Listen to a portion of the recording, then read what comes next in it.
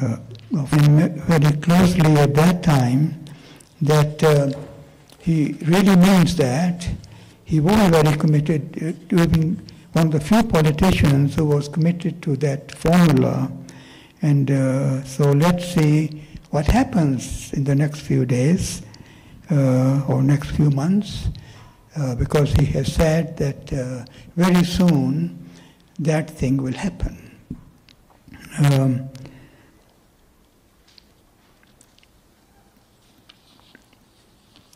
So now, let me see where I am now.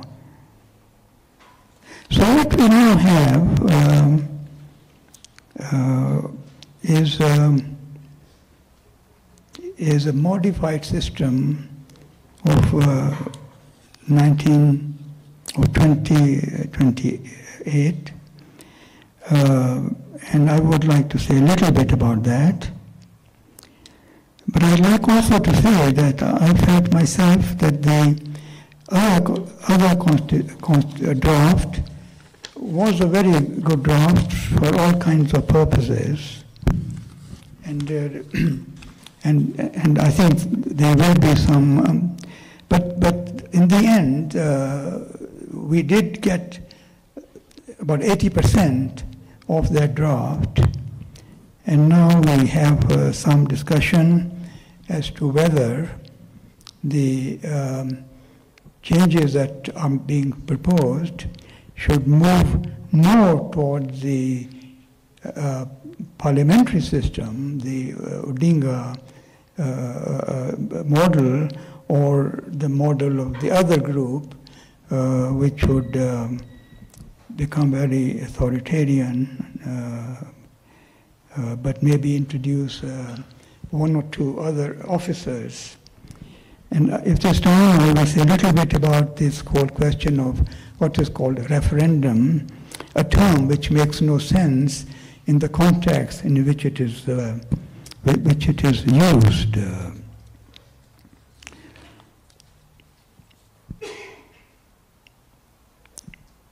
Well, let me turn to some aspects of the 2010 Constitution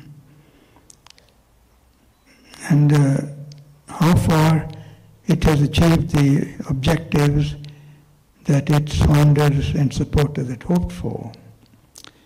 The closest that this constitution comes to previous Kenyan constitutions is a 1963 independent constitution, which Jomo particularly destroyed.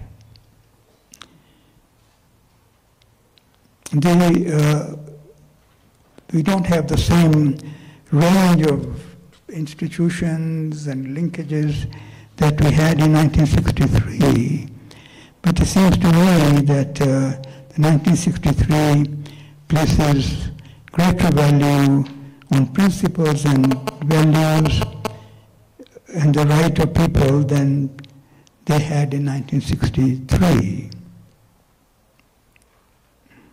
Which, as you know, I've described the reasons for that change.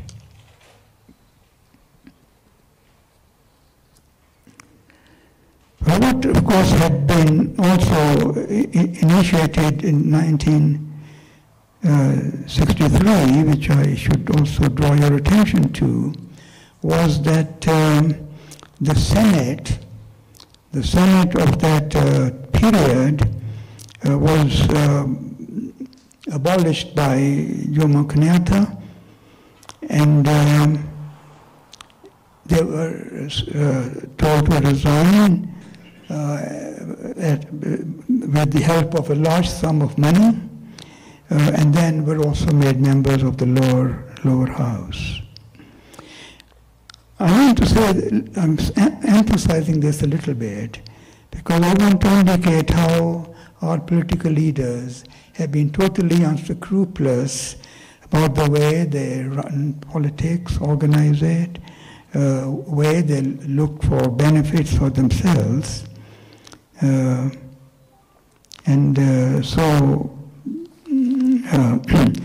let's come back to the present period, with the Constitution, which I think does enjoy considerable support, even though, of course, there are now, among some politicians, view that that we should move to a somewhat different system, which would allow many politicians who have not succeeded in the elections to come into parliament. So when people talk of a referendum, I think they mean either the kind of change that Odinga wants to do, or the one that a large number seem to want, and maybe even the president wants, though he's been fairly quiet about it. So by the time the 2010 Constitution came, we had much experience of constitutions of one kind or another, and what's happening now today. First of all, let me tell you that this Constitution is very much people-oriented. Its objectives are set out clearly in the preamble and in chapter 1. It is written in a language, English and Swahili, which is very easy to follow, not using legal terminology very much. So you don't have to be a lawyer in order to understand the Constitution. The preamble of the Constitution recognizes our ethnic, cultural, and religious diversity, but also our determination to live in peace and unity as one indivisible sovereign nation. So this is extremely important, because it, for the first time, really says that we are one people. As you know, Kenya has always been a land of many peoples, because Britain brought many different groups together gradually in what was the colony of Kenya. And so we have an enormous number of groups, and it was easy to play upon their divisions. But here the intention was to bring them together as citizens of Kenya without interfering with their culture, their religion, their customs, that all these are valued and everybody will take part in them. But when it comes to politics, we are one people. And that, to me, is perhaps one of the most important orientation of the Constitution. So, because there is enormous diversity in this country, but there is also increasingly a sense of being Kenyans. The electoral system is directed towards that. Seats are not reserved for different kinds of tribes. So I think that is a very good action. And then the values themselves, which are elaborated, the best place to read that is Article 10, paragraph 2, which is a long list of values and principles, people's principles, among which are national unity is constantly emphasized, national unity, equality, human rights, and good governance, integrity, transparency, and accountability.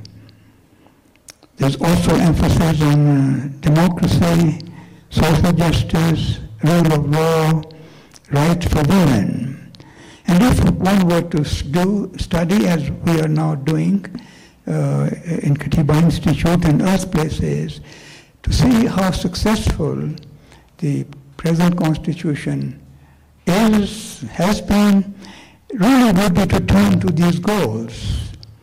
These goals, which I read out in Article 10 and paragraph 2, must be the yardstick by which we discover the success of the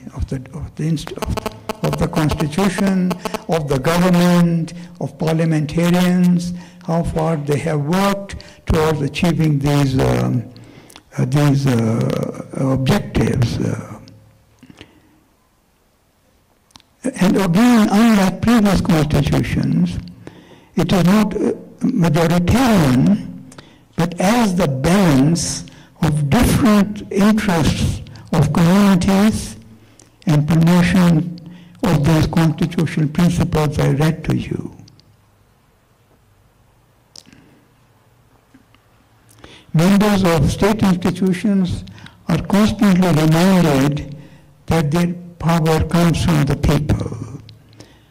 In fact, the first article of the Constitution proclaims openly that Kenya belongs to the people.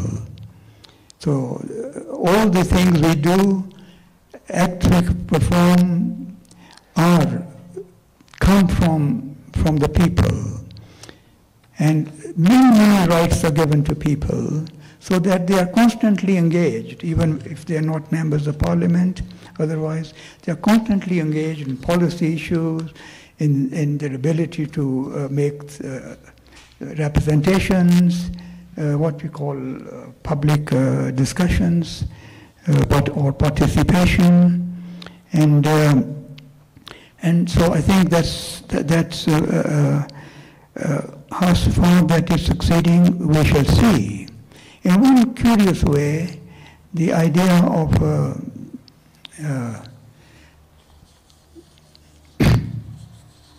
having these, what did I say,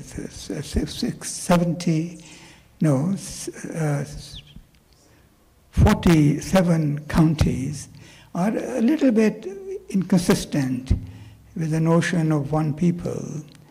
In a way, I think it helps those groups which have always been a minority or belonging to a particular race or tradition and had never really been allowed in the mainstream of politics and government, have their own place where they have significant exercise.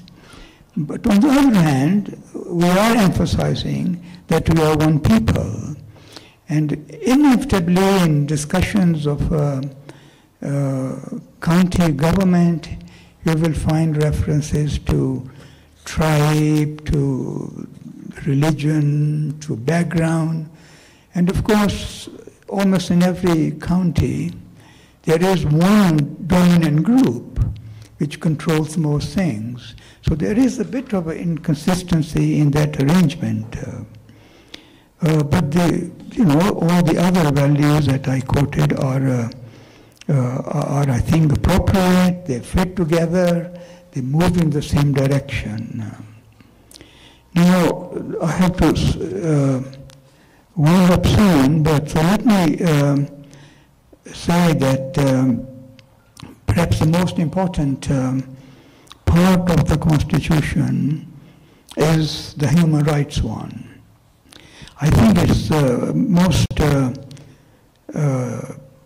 intense Bill of Rights that I have seen anywhere. The chapter begins as follows.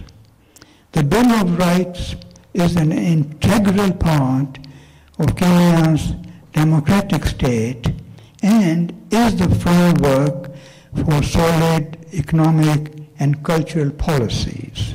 In other words, a great deal of what is in the Constitution is subject to the norms of human rights.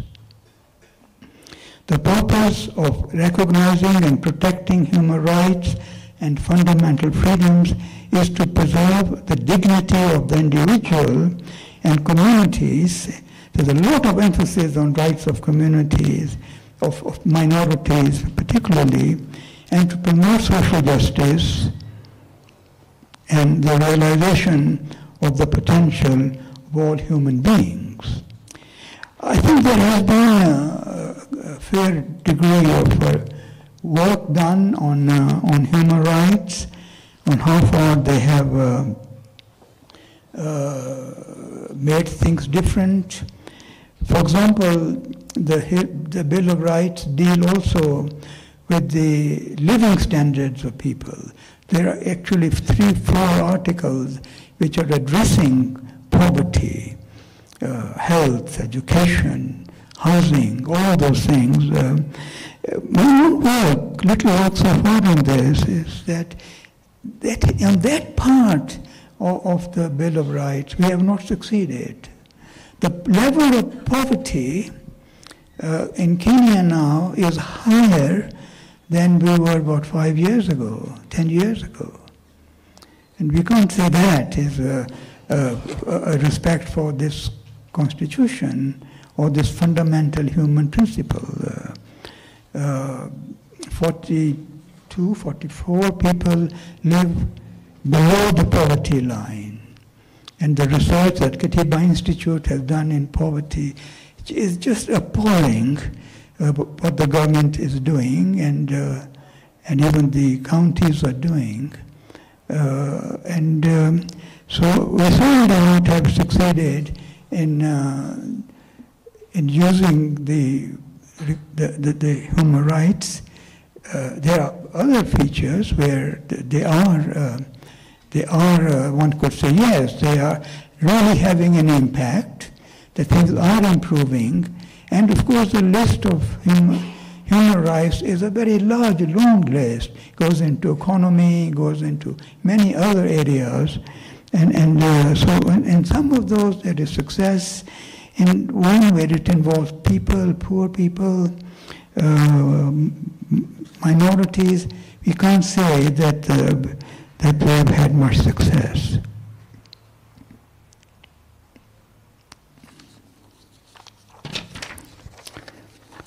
Well, I think I should stop now. I'm sorry I've been so unclear because I had difficulty holding this and looking at my notes.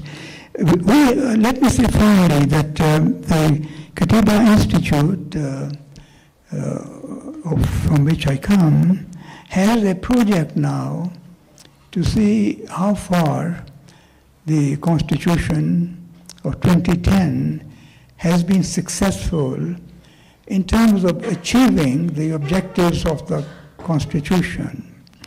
And we now have studies of 16 studies of different areas of human existence and so on to see how far, and we now have a revised draft, and we hope within a few months, or maybe not few, but maybe 2-3 months, to bring that out, their document. It will give you a very good idea of how far people have been able to benefit from the Constitution, what have been the hurdles in being able to enjoy those things, what people of what race have been recruited in the public service, some others are excluded. So a huge set of issues, all of them reflected in the Constitution, and we hope that you will take the opportunity to read that.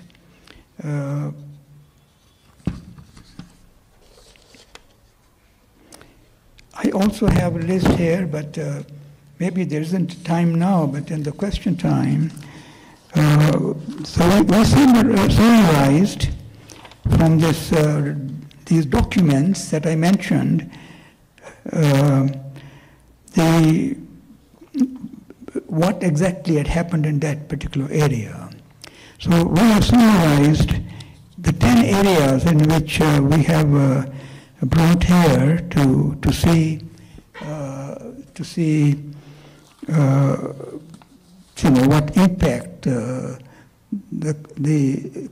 new Constitution has.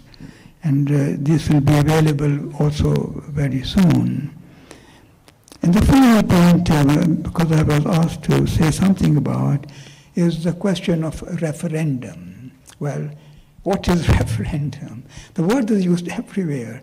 I go to meetings, people say, so how's the referendum going? Well, referendum isn't a thing. It's a way of voting. And so people think, well, referendum means change. Well, it may or may not mean that. So what's happening now, as you know, is that we have, I mentioned earlier, two very clear lines, actually more, three, as of last week. Three groups who wish to alter some element of the Constitution. Now, what the method is, or why the language used is completely makes no sense. My wife and I have an article coming in the Star tomorrow, that magnificent newspaper. And so you can see exactly the fallacy of the language that politicians are using. I think that's, that you may find useful.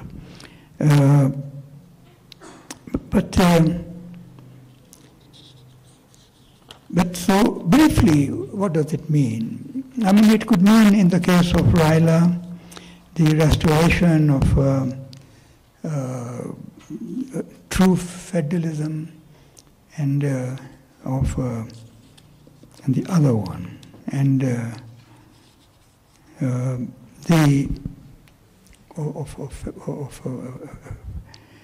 parliamentary system. This will probably meet with some, I think the question of rewriting boundaries and so on might be disputed, but I think on the whole people might not, I don't know. And of course there is talk anyway of introducing, that is a second one done by a large group of people, to create positions of prime minister and deputy and deputy and deputy and deputy. If you go down many points, that they will automatically become members of parliament, and then the tenure of the president will be increased by 2, or started with number 7, but not very clear under what basis they will come in, why they will come in. They, of course, we all know why they will come in, because there are some disgruntled senior politicians who couldn't get in, and this is a way to bring them in. I mean, if you think through the logic of that system, it is just nonsense. And we hope that most Kenyans will see that it's nonsense.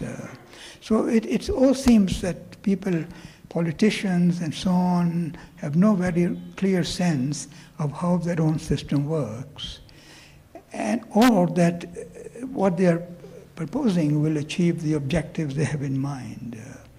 I think that would be, I mean, where do you stop then? And then the governors are saying, well, in that case, we need a third term. You bring maybe some outsiders. We are already here. We need another term, which is that. We have written quite a bit about that in the papers tomorrow, and you may want to look at that. And I also have a list here of 10 subjects where we summarized the 14 or 15 papers that I mentioned, and we have chosen 4 or 10 that I brought with me, but I don't really have time to speak. Maybe in question time we can talk of that. I would just say broadly, the record is very mixed. And I think the record is not so bad, because despite the corruption that this country has seen, which even the president acknowledges, the thefts and so on, given all that, we haven't done so badly. There are some bright spots in various areas which make up our public life. So I apologize again for my way of presenting it. I had some wonderful points, things to say, jokes, but maybe we'll do that later. Thank you very much.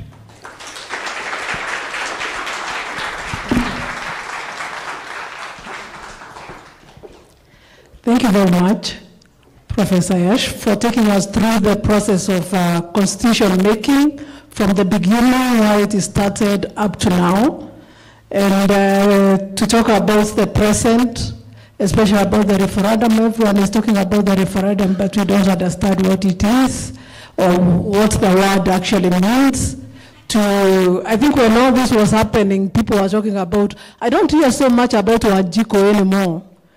I think that's something that has already passed, but from Article 10, what professors talked about, human rights and rights to everything, to unify people and all that, I think our discussants should talk to us about whether a referendum should happen only when the politicians bring it up, or when people who are supposed to have the sovereign power, because professors talked about people having sovereign power, if they're the ones that should lead this. And so I think for all of us who are here, should be thinking in terms of how we'd want to see the referendum go. Is it about politics only?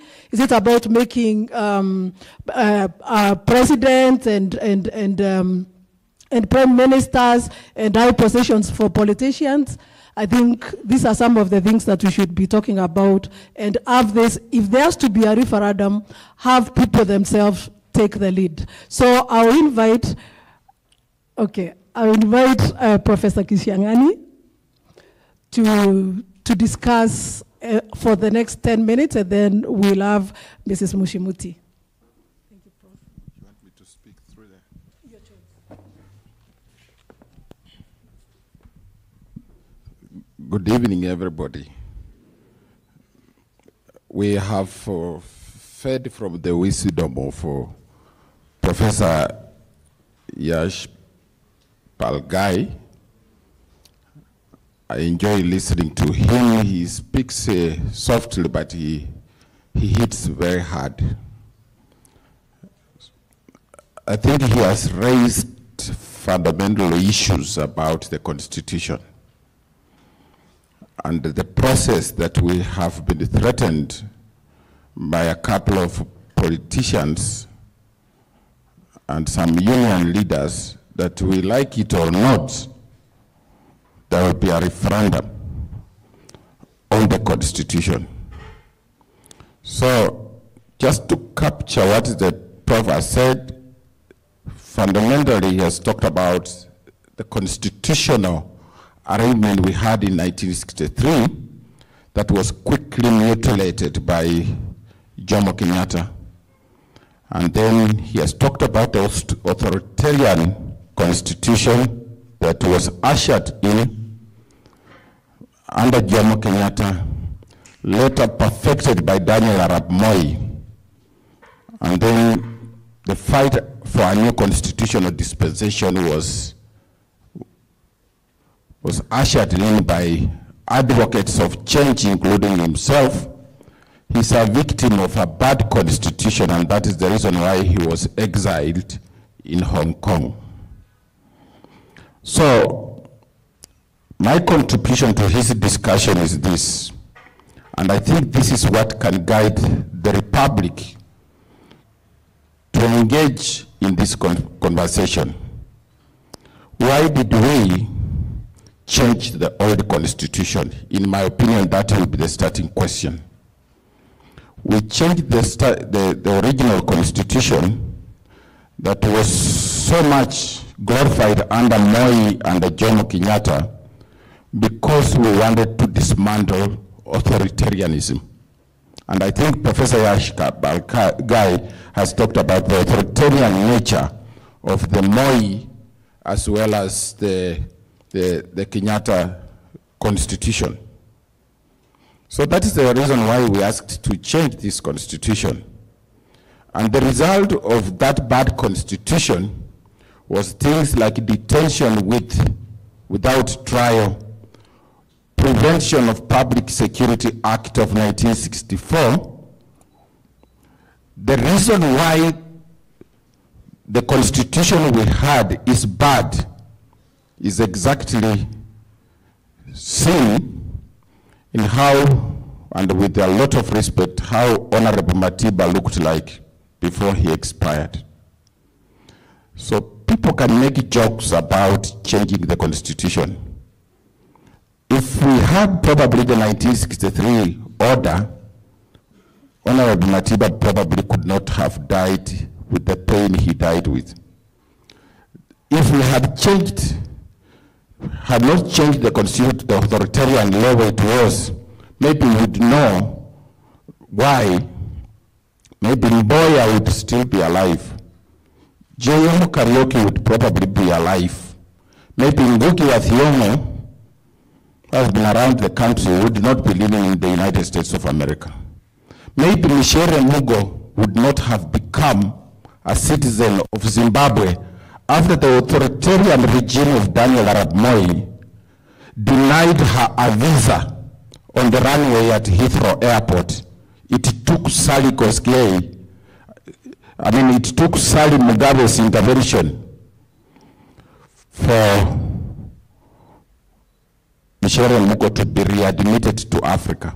And that's why she's a citizen of Zimbabwe. So when we talk about an authoritarian constitution, we mean business. Lives have been lost. People have been detained without trial, maimed. Those of you who went to school with me at the university, we were at the university in the early 80s, accused of having tried to overthrow government. You know, we stayed at home and we had to report to the chiefs twice. That time, our lecturers at the university were arrested from the classrooms and detained without trial. You must be very, very, very careful and take Professor Guy's argument on authoritarianism very seriously. Listen to the voices who are telling you to change this constitution. So on the question of why we change the constitution, I cannot emphasize enough. The second question which again captures the things that he has told us, is this. We fought for this constitution. People died, people suffered, people are detained, including Raila Odinga himself. The question is this constitution bad, or have we not implemented the constitution?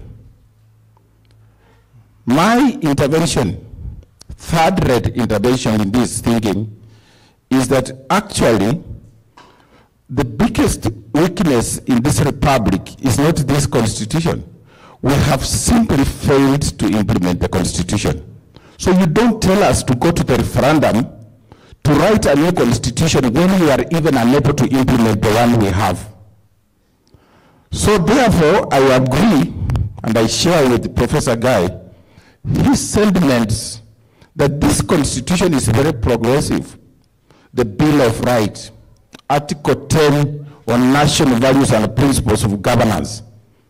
How far have we implemented them?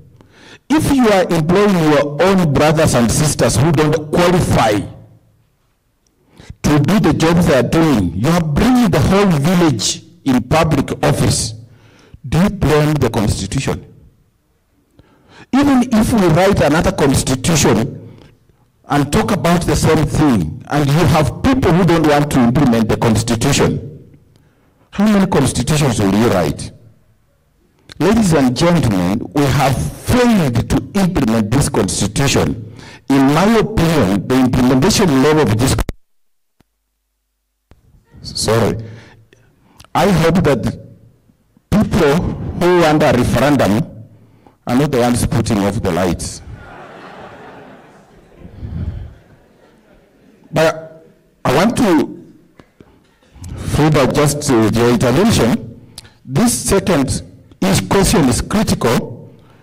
Look at the legislation that Parliament has passed, including the famous security laws, the media laws in this country, which some of us have spoken so passionately about. We have seen the executive violating the law, Parliament violating the law. Then we're being told, let's go for a referendum. The same people who want to change things are in Parliament. How are you sure that they are going to implement the Constitution? They will pass legislation. Any student of law in any school of law across the world, when you read in the university something called constitutional law, is you look at the kind of legislation that is available to implement the Constitution. So I think the focus of the Republic should be from Article 1 on sovereignty. Our president is working with the former prime minister, and they are increasingly talking about inclusivity. What does inclusivity mean to them and to you? If inclusivity, as Professor Guy is saying, means having so many people from your community in government, how does that translate into fighting poverty? Central Kenya has given us 3 presidents. But to be fair, the poverty levels that Yash Balgai is talking about are not exclusive to some regions. I keep saying this one to my students in class, that despite Central Kenya producing 3 presidents, you have people in some parts of Murang'a staying in grand-thatched houses. So why hasn't the president given them iron sheets? So the thinking that because the president comes from your place and you can add a position of prime minister, deputy prime minister, that translates into inclusion, that is not the point. So my submission on this point is this. Look at our budget, and I've tweeted over it. Only about 300, the current budget of this republic is 3 trillion. Calculate how much money has been allocated by Parliament to the counties. The Constitution says the minimum is 15%.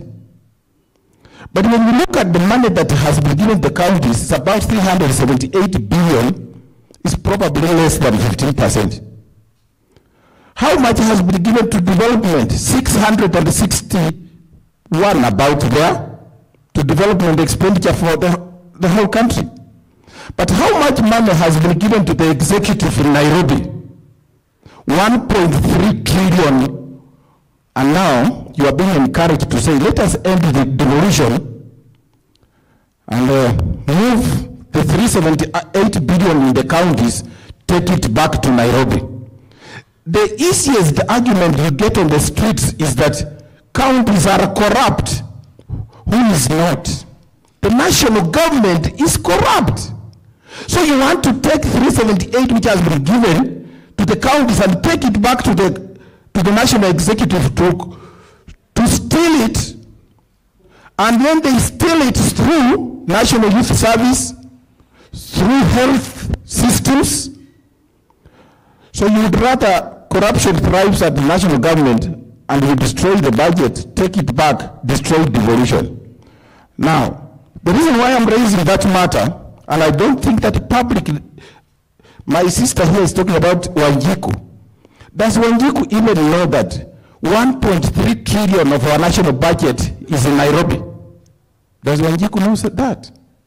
So, if Wanjiku doesn't know that, and there is too much emphasis on corruption in the counties, the idea is so that we forget the massive corruption at the national government. So if we are going to surrender devolution, we can't surrender devolution to the national government, because the national government will not do better in terms of fighting corruption. You must look for an alternative place to put devolution, to surrender your money. Now, a country which is paying only 606 billion out of the 3 trillion to development, what is wrong with Parliament passing legislation to say,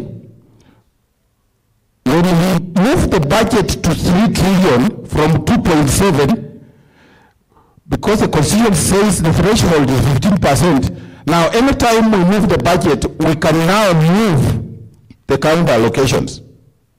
If we do that and we reach 45%, we shall not have violated the Constitution.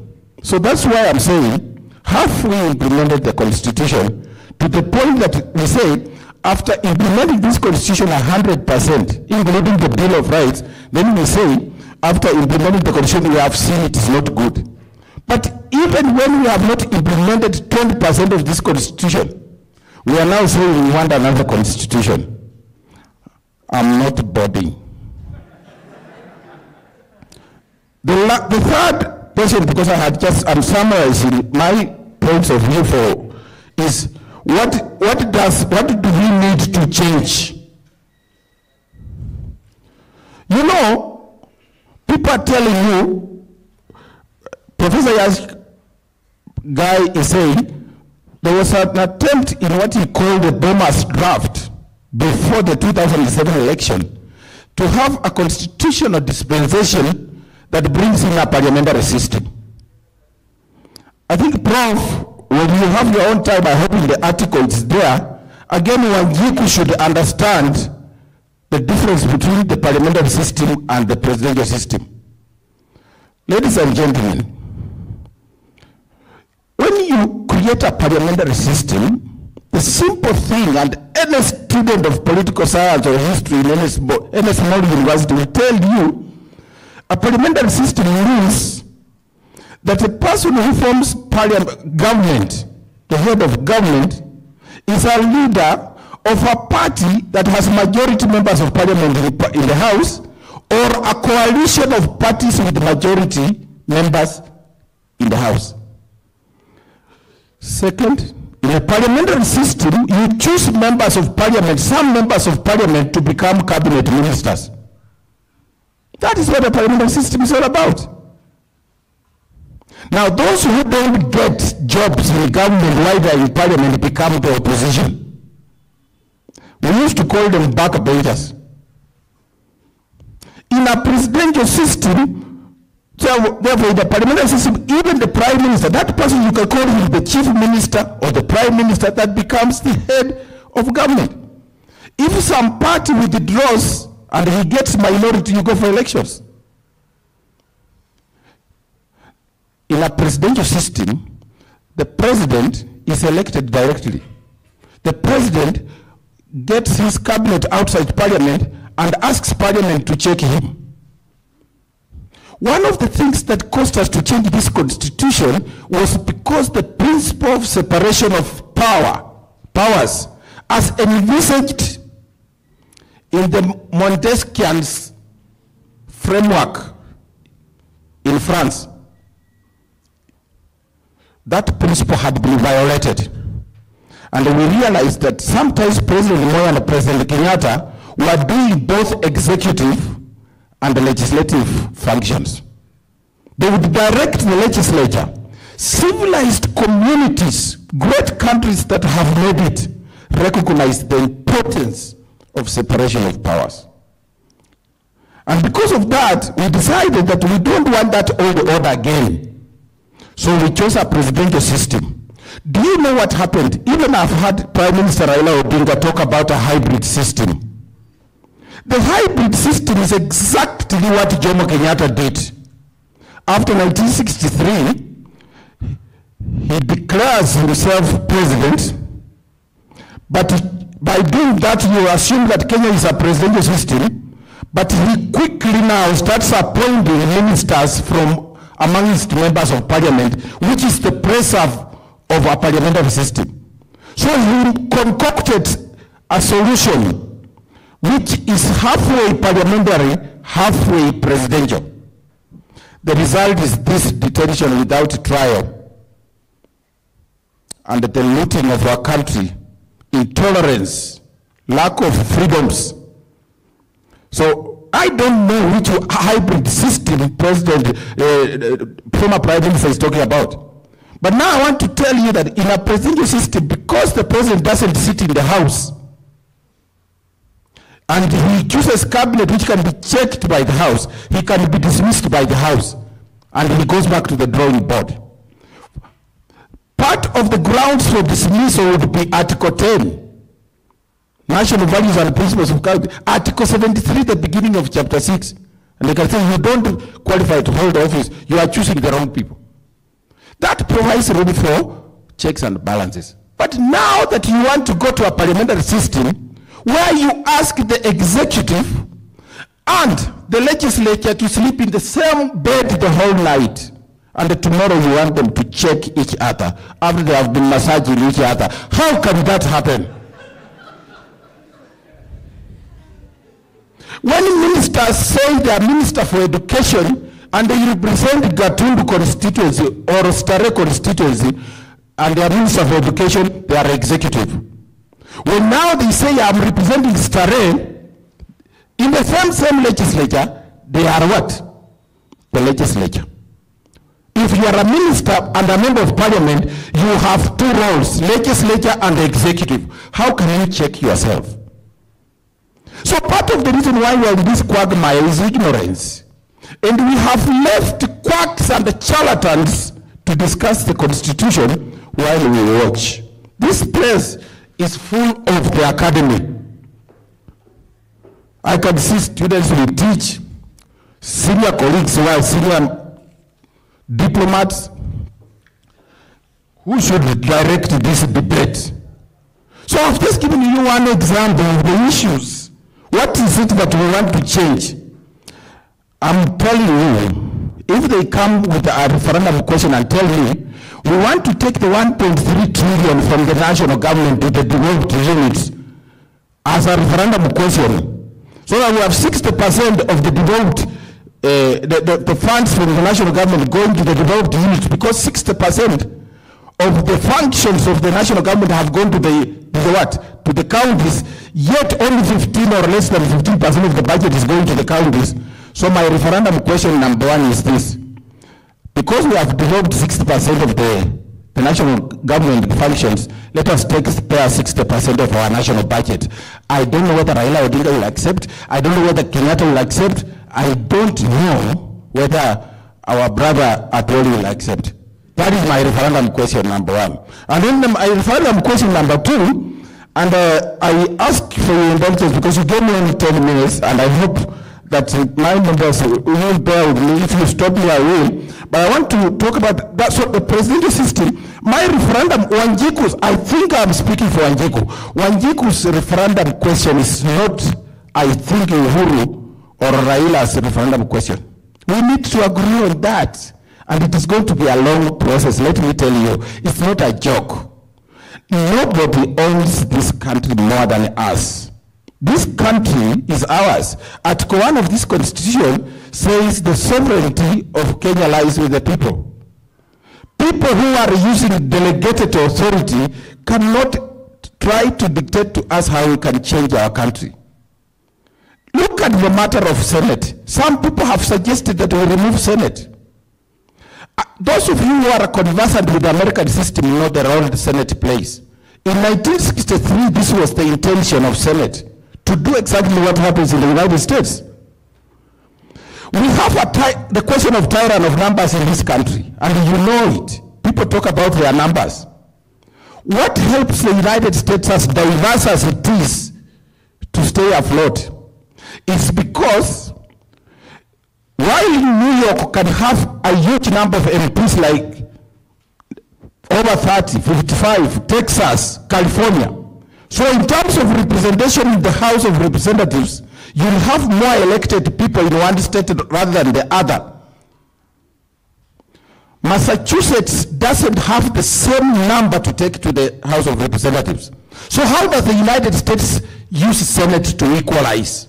Apart from impeaching the president, Senate also equalizes so that the number of senators for New York are the same as the number of senators for Connecticut, Rhode Island, and Massachusetts. So if you have formed a habit of harassing people in the House of Representatives, because you have many MPs, when you reach Senate, representation is the same. That is why. Anybody again who is telling you remove Senate, first of all, probably does not have any basics on how governments, modern governments developed, or probably is sick. Because you don't have to talk about things you don't understand. So this is an issue. So for me, I will give Senate, the next referendum question is to make sure that Senate vets all the legislation from the House down there. And because it is the equalizing agent, there will be no issue of tyrant of numbers. And we can still reconstruct within the federal system. We can reconstruct, ladies and gentlemen, our country differently. One time I told people, why do you have Turkana, Nandi? I come from Bungoma. So when I tell you, if I tell this house, this gathering, I want to convert Bungoma County into Bukusu County. Some of you will tell me I'm a tribalist, but why do you have Turkana? Named after the community. Why do you have Nandi? Was in Indishu? Why do you have Taita Taveta, Kisii? And you cannot allow the Luo to have North Luo, South Luo. You call that tribalism. So we need also to reconstruct our map to fit with what Professor Yashibalgai was saying. The unit of our republic, what are the units we want to divide? Are they the ethnic units? Some of them created by the same politicians who destroyed the independence constitution. How do you do it? So these are some of the issues. I can't speak about all of them because of time. But the last thing that I will even give attention to is the number of positions